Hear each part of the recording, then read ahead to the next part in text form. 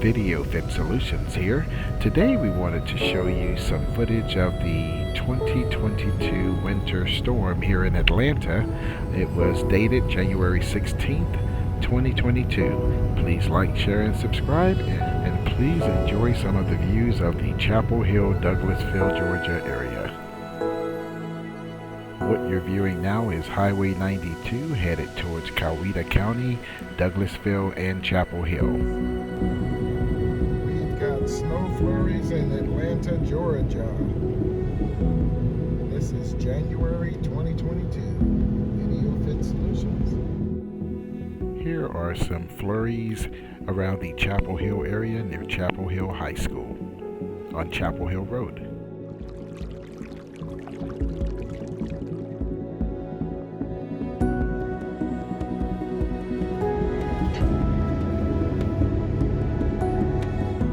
Visibility was a little bit worse on the freeway, as you can see on I-20 East.